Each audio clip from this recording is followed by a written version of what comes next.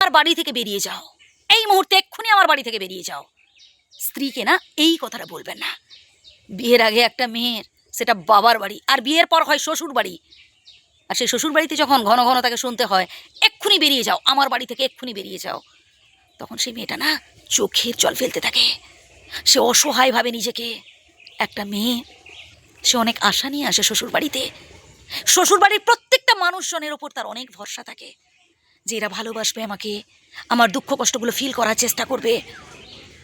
অথচ পরবর্তীকালে যখন শ্বশুরবাড়ির লোকজন তাকে অপমান করতে থাকে, প্রতি পদক্ষেপে যখন তাকে বুঝিয়ে দেয় যে আসলে তুমি পরের বাড়ির মেয়ে, তুমি এ বাড়িতে থাকার কোনো অধিকারই রাখো না, তখন সে কষ্ট পেতে থাকে।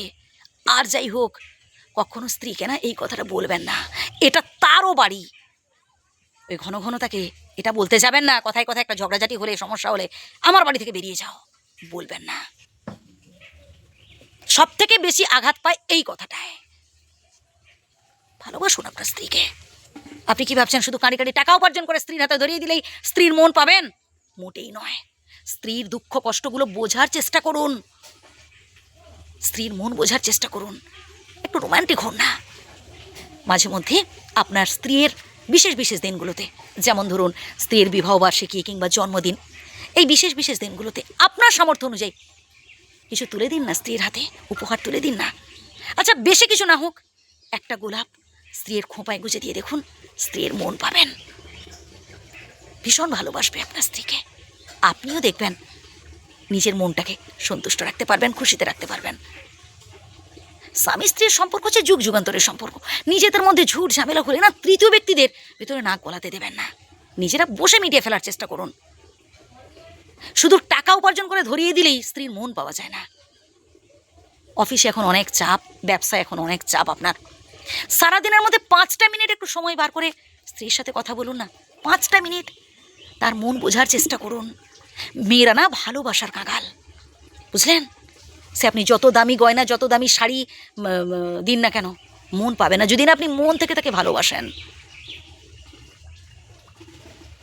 একটু ছুটি ছাড়া পেলে স্ত্রীকে সাথে নিয়ে বাড়ির বাইরে থেকে ঘুরে আসুন, স্ত্রীর মন পাবেন। যত্ন নিন। যখন স্ত্রীর অসুখ হয় বা যখন স্ত্রী খুব অসুস্থ হয়ে পড়ে, তখন নিজের হাতে ওষুধটা তুলে দিন না স্ত্রীর হাতে, নিজের হাতে জলের গ্লাসটা তুলে দিন। দেখুন, এতে মান অপমানের কোনো ব্যাপার নেই। সব কাজ সবাই করতে পারে এবং সবাইকে করতে হবে। কোন পরিস্থিতি থেকে কেমন পড়বে কেউ জানি আমরা। তাই এ কাজটা আমার, ও কাজটা তোমার, এমনটা ভাববেন না। করুন না, কি আছে তাতে? এখানেই শেষ নয়, শেষে তো আরও গুরুত্বপূর্ণ কথা বলবো। ঠিক তেমনি একজন স্ত্রীরও বোঝা উচিত আপনার স্বামী রোজগার কত। ঘন ঘন এমন কথা বলতে যাবেন না, আমার বান্ধবীর বর বান্ধবীকে দামি শাড়ি, দামি গয়না কিনে দিচ্ছে প্রত্যেক সপ্তাহে, আর তুমি আমাকে কি কিনে দিয়েছো? একটা দামি শাড়ি কিনে দিতে পেরেছো? এমনটা বলতে যাবেন না। আপনাকেও বুঝতে হবে আপনার স্বামী রোজগার কেমন। পারলে নিজে স্বনির্ভর হওয়ার কথা ভাবুন। এখন মেয়েরা কোনো কিছুতেই পিছিয়ে নেই।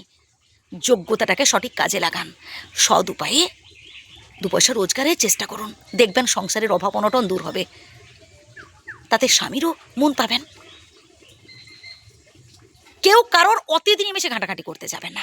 প্রত্যেকের জীবনেই কম বেশি অতীত আছে, কেউ প্রকাশ করে, কেউ চুপচাপ থাকে। তাই কেন অতীতকে টেনে আনছেন? ভাবুন না বর্তমানটাকে নিয়ে। যত বেশি বর্তমানটাকে নিয়ে ভাববেন তত বেশি জীবনে সুখী হতে পারবেন। পজিটিভ চিন্তা করুন, সমস্ত নেগেটিভিটিগুলো বাদ দেন। একদম ঝগড়াঝাটি করবেন না। আপনাদের সম্পর্ক হচ্ছে মিষ্টি মধুর সম্পর্ক, সেই সম্পর্কটাকে টিকিয়ে রাখার চেষ্টা করুন।